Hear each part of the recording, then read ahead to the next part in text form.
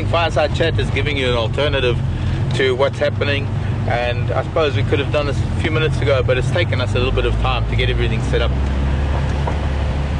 Brent and I are in Wendy. Wium's behind camera. Bryan is bringing up the rear. We're towing Jigga back to camp. I'm sad to say we're towing Jigga. So I don't know if we're going to get a chance to get back to do Fireside Chat, because we've got to tow the Jigga and we're going to just chat to you while we're here. Brent's got the earpiece, so he'll get any questions that are coming in. Something different. This is what happens. We're in the middle of Africa. The vehicle broke down on me. I did all that I could.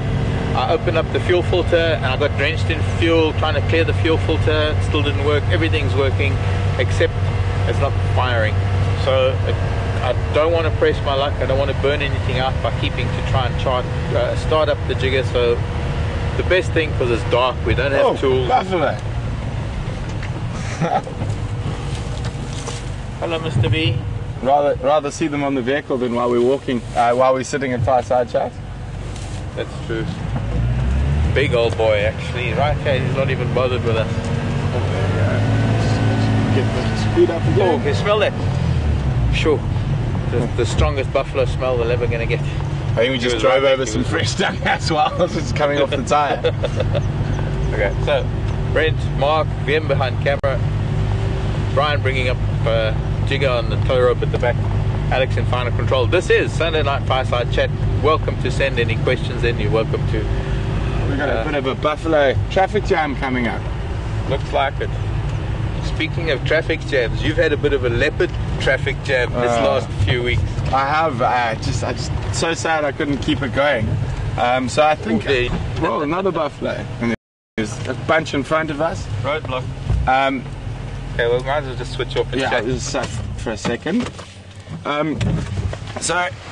I think it's 20 or 21 days. I'm going to ask you guys to send in which it is that we've had cats every day. Out here, days seem to merge into each other. I just swallowed a fly. It's one of the problems about sitting around Buffalo. Thank you. But 20 or 21 days. Well, the streak, there's still a possibility it's not over. While we are towing the vehicles back, we still might find a leopard. We did joke about that. Yeah, no, we did on the radio. We were joking while going. Said if we find a leopard, we'll go live again. Off-road towing the vehicle. Off-road towing the vehicle. Very different for what we normally do. But yeah, it's been really good leopard. Can't really complain. No, but you've actually been responsible for most of them. Yeah, I've been lucky. It's a good thing I love tracking. I know. I think that's what I was getting at, is that you've been doing some awesome tracking. I'm very impressed, actually. Okay, we're going to try to sneak through the Buffalo. Okay, because these are all the boys that were sleeping around Gary Dam today. You know, otherwise we spent some time with them. There were 20 of them. Jeez. And there were about 15 at Treehouse. Did you see baby hippo tracks at all today? I did. They're like smaller than a lion. And I saw the hippo. Yes, me too. On the way home. On the way home tonight. Yeah. But yeah, the leopard's been good. Lion, not so good. No, but it sounded like while I was on leave you had good lion. It's just the last week while I've been back. Yeah, the last week's been like difficult. I got back and the lion left. Although I did get some good lion on Arathusa. I also had that one sighting on Arathusa. Gosh, look at these flies now. Unfortunately, with the lights on, and the buffalo, we didn't think of that, did we? No. Driving right past buffalo, they must be thinking, I wish that people could drive past us often enough to take all the flies away. I don't know if you can see them on Marc's shirt, but there are literally hundreds of them. No, I'd say thousands. Yeah, and you don't even want to look back on. Oh, shame, poor Wium behind the light must also be covered. Yeah, Bryan. Yeah, that was great having those two sticks females with the two.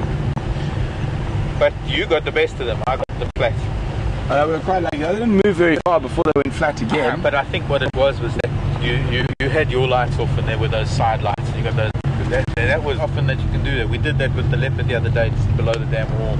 It's one of the joys of two vehicles, I suppose. Okay, now we're going to start climbing the hill.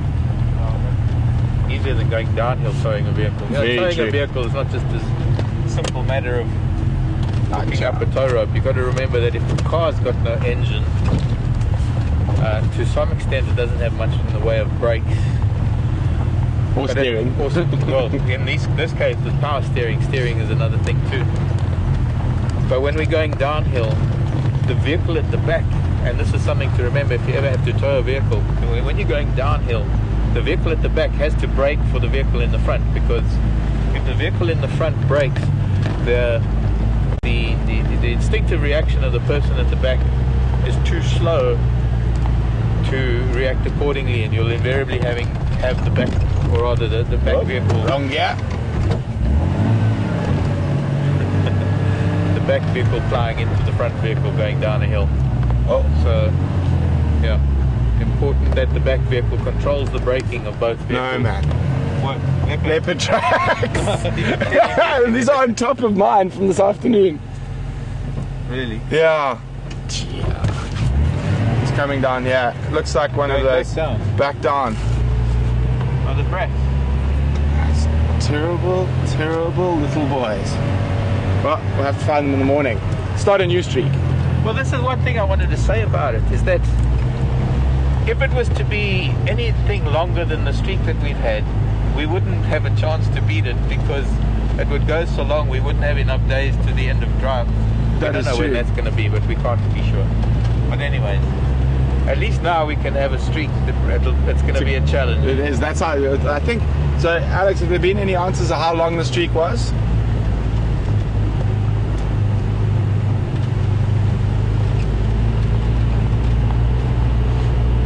Well, let's work it out. Christine says 21 days. I think it was... But I think it was... no, it's just those tracks, the same ones. I think it was 20 days. I know that it was from about the second or third day into March. I arrived on 26th. First one was, I think, 28th. 26th of Feb. 28th of Feb, yeah. No, when you arrived. No, the first day we got the beginning of the cat. The 28th. Well, then it's 23 days. Ah, I can't remember. I mean, Saturday, 22. Sunday, Today's Monday, it's all the same. 22nd. What's today? That's the 22nd. 22nd. 21 days. 21 days streak. 3 weeks. 3 weeks. That's going to be a tough one to beat. But I love a little challenge. Well, it's going to be even more difficult because you're going on leave. Oh, well, Scott's going to have to do some tracking. Well, I suppose I'm going to have to pull my end a little bit. Oh, and we're arriving on quarantine.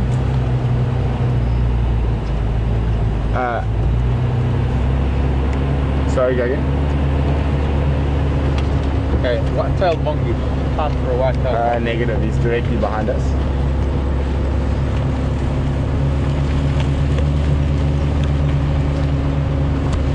Oh, well done. I'm trying to show. There we go. There's Bryan being towed. Where's the thumb?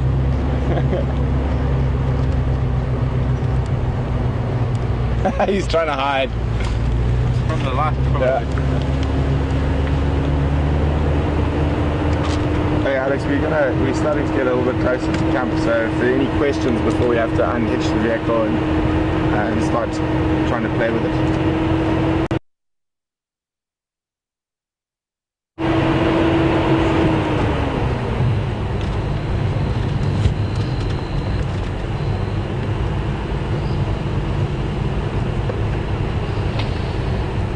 Beautiful evening. It's an evening of So go again with the name? warm summer. It's almost humid. It's almost like it's midsummer at the moment. The only thing that gives it away is that it's very dusty and everything is so dry. But other than that, it's an unusually warm summer evening. We got a question from Rita in Texas. Rita would like to know when Scott's back. Well, either Monday, tomorrow, or Tuesday. It just depends on the transport coming down from Johannesburg. Well, why couldn't you start that with it depends? Well, it depends. Monday or Tuesday. We'll find out tomorrow, I'm sure. Yeah, that's good. And then I think there'll be three of us for a day or two. Maybe. Yeah. You go on Wednesday. I go on Wednesday. Well, that's my last discussion. Go ahead. Time for all of us to go off.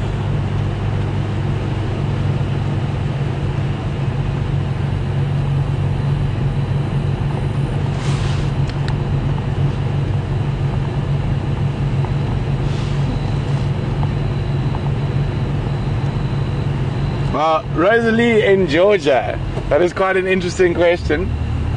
She wants to know whether I think dishwashing should be a shared responsibility or a ratio. What is the ratio of us doing dishwashing? Rosalie, I'm going to be absolutely honest. I'm completely terrible. I've never done dishes in my life, and I don't plan to start at 31. Really? I don't do dishes. That dishwater, that gives me the heebie-jeebies. That's interesting. But I've never heard of that as an excuse to do dishes. That you got a phobia about dishes. It's my excuse and I'm sticking to it. The one thing is quite lucky because we work in the bush and in a camp, and because our hours are quite unusual. We don't normally have to do things like dishes or washing clothes. Who leaves the dirty ones for? Oh, you're right, sorry. We're quite lucky. We've got a wonderful lady who comes in and does all the dishwashing and washes our clothes, makes our beds for us. So we're quite lucky. Housekeeper. Our housekeeper, yeah. Our house mom. Yeah. Zodwa. Yeah. That's one of the reasons I stay in the bush. Except Sundays. Except Sundays. You've got to see our kitchen on a Sunday. and it's worse because Scott's not here, because Scott cleans on a Sunday. Like if there's enough dirty dishes. Oh, and Wium cleaned today actually as well. Oh. Wium and Scott are good like that. We're quite bad. Yeah, it obviously goes unnoticed when I clean, but that's fine. Oh, sorry, I didn't notice. But yeah, it's sorry, what was that it's a question communal thing. We all do our own part for most of it. And Zodwa does bring up the rear. She's our housekeeper. We are very grateful for an opportunity to be able to do this, and it just would be a little bit more of a bearing on us, I suppose, to have to do all our... Oh, there's a Scott. Bryan, I'm going to brake. So start braking for me. Marula. Oh, let's see if we can spot him. Well, how are you going to reverse now? We can't. I can't see it. It's deep in the crown. Larry from Indiana would like to know how long I'm going to be on leave for. 8 days, more or less, I think. Is how long I'm going to be on leave for. We're working about a 2 week on, 1 week off cycle. 3 weeks. Sorry, 3 weeks on, 1 week cycle. Initially we used to do a sort of a 6 week on, 2 week off. But it's been, I think it's a bit, well, it's working well the way it is now. We do 3 weeks on, a week off.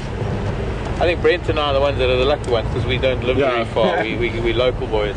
We live just up the road. But it can take me longer to get home than, say, Scott going to Cape Town. He can get to Cape Town quicker than I can driving home, which is a couple of hundred. What have we got?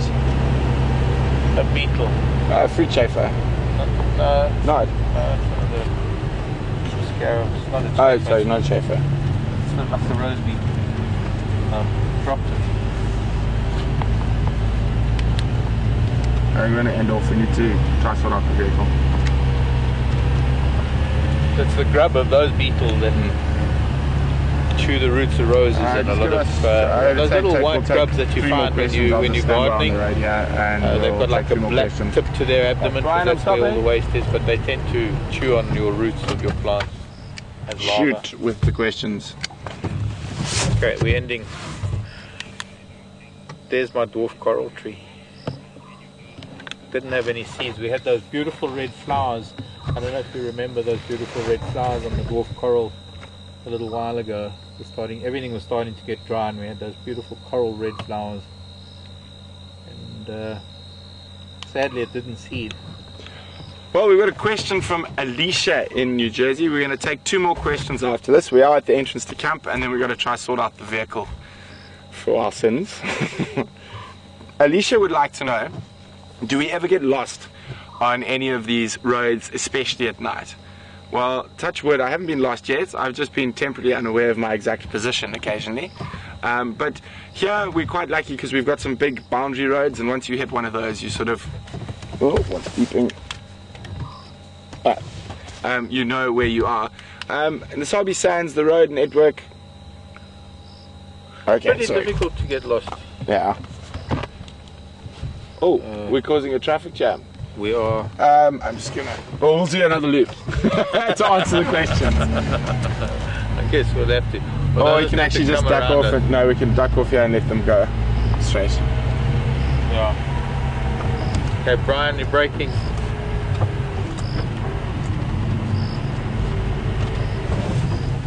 Turn in where it says no entry.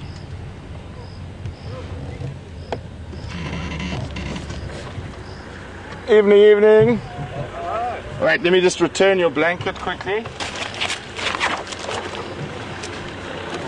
So we found a blanket on here, Dave. Does this look familiar?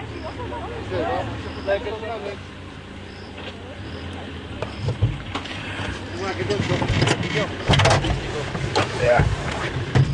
Sorry, disruptions in the middle of this. I was hoping you weren't going to mention that. How dare you, Nick? Electrical. Is it electrical? Yes. Starter, I think. Okay. Cheers. Come join Mark up here. It's going to be a bit easier. Am I too high? Am I good? You're fine. I've kind of forgot where we were, but... So Alicia was asking if we got lost. Oh, we get... No, well, I suppose here in the Sabi Sand, you can get lost in a small sense, because going into a new area, I think all of us... knowing your way around. Yeah. For Brent and Scott, they had to come to Juma, they had to learn the roads around Juma, but even for me, although I'd known the roads around Juma, having access onto Arathusa was a completely new experience for me. I'd never been onto Arathusa, so it was a matter of learning the roads. Now, it wasn't a case of getting lost as much as a case of they're very distinct boundaries, and those boundaries might just be a little two-track road. It's not a very distinct road like we have on our boundaries. All three of the boundaries of Arathusa, yeah, they're not great roads. They're two tracks, and so you can sort of lose your bearings a little bit. But getting lost in this part of the world is different. Salut, cloudy day or cloudy night, no stars, no wind, like this hot, humid summer evening, cloudy sky, middle of Salut, no roads because you're off road. You've been off road for hours. No, Salut, I got lost a couple of times in southern Salut. And where I was, the place I got lost the worst was on the foothills of the Emberika Mountains on a cloudy night. So you got these huge valleys, and this is Miombo, and following an old hunting track where you're trying to follow blazes. So a blaze is where someone takes a machete and cuts a little thing in the tree, and you basically follow it. And this road probably hadn't been used in 20 years. Yeah. And I was trying to open it up as a new game drive road. And we turned around about 8 o'clock at night to try head back to our fly camp, and we eventually got home at about 2 in the morning, and lots of dead ends and stuck in the Miombos for hours and hours and hours. But another place is bad for that, Botswana, because it's so flat. That's also true. There's no mountains. Unless you can get a height advantage, and I've often had to climb marula trees and things to get bearings, because Botswana, well, especially in the middle of the Okavango Delta, some of those papyrus channels, you can't see more than a couple of feet on either side of 10, 12 foot high papyrus. So yeah, that is another place. Yeah. And especially with the number of channels and distinctive rivers within that marsh system. We're talking about an inland delta of, 20,000 kilometers? Something like that. It's a vast area of inland delta. It's probably one of the only deltas in the middle of a land mass. Inland deltas, probably also one of the only deltas in the middle of a desert. Yeah, as far as I know, it's the only delta in the world that does not flow through to the sea. It stops in the middle of the Kalahari. Yeah. Though it's had some very good rain over the last few years. The Boteti's been flowing down into Savuti Lake Channel. Au, but it's didn't have a good water year this year. So it looks like the Savuti might actually dry up this year. Again, which is normal. It works in cycles. So you got another one from Suzanne saying, "I'll pick up animal poo, but I won't touch dishwater." Yes, that's the truth. I'd much rather pick up impala poo than touch dirty dishwater. Okay, let's have another question there, please, Alex. Moving on. Changing the subject. Doug. Evening, Doug from Connecticut. Doug is wondering if Bryan got back his pillow. It wasn't Bryan's pillow, it was Andrew's pillow that Andrew left on the vehicle we were using, and it fell off while we were following Kunuma. Yeah. But fortunately, yes, another vehicle picked it up. Like we just returned a blanket, they returned our pillow. Yes. So I got it from Marc. Yeah. And I put it back. I'm actually sitting on it now. This is the very pillow, the famous pillow. The one that landed in the buffalo poo. I don't know. It doesn't matter. It's dry by now. Yeah. But it's cushioning my bum against this door because it's hard sitting on these doors. But this is fun. I wish we could have done fireside chats in a similar fashion. We might even do it without towing the vehicle, of course. Yeah. It's actually maybe not. It may be more interesting to do on our way home after we close off, because then there's still a chance we might find animals. That's true. True. Okay, Alex, we'll take one last question before we go in and start playing with It's quite a good plan, actually. the vehicle. That we meet up after drive on a Sunday, and one of us climbs onto the other vehicle, cameraman brings the other vehicle home, and we just do a drive home at night in front of... Yeah, that's it. Just mix it up. We can do both. That's right. We can, especially since we were planning on doing a fireside chat down here at our camp this evening. We'll do that next week. Brent unfortunately won't be here, but Scott will, so Scotty and I will be doing that next week. I'm also thinking of maybe we can maybe get one or two people to come and join us. We've had a request that also maybe a cameraman join us on fireside chat, which I think is a very good idea too, because we only need one camera person while we're filming fireside chat, and of course we are a crew, so it would be good to have whoever's part of the crew on fireside chat. Here we got the last question is from Maggie in Ohio. It's more of a sort of personal question related to our camp life. Maggie would like to know who of the team is permanent, and who does the cooking. Well, no one is permanent. Everyone will have a chance to take some break. Although Bryan is being a soldier, and he's done I think 3 months now without a break. So he's going to be going on a break quite shortly. For quite a while. Yeah, for quite a nice long break, and he definitely deserves it. Yeah. So everyone rotates generally. With the cooking at the moment, we all take turns when we get home. Just depending, we sort of, when we order the food on a Monday, we'll decide what we want to eat that week, and then everyone will choose a meal that they'll cook. Normally, it's how it's been working, but that all changes next week.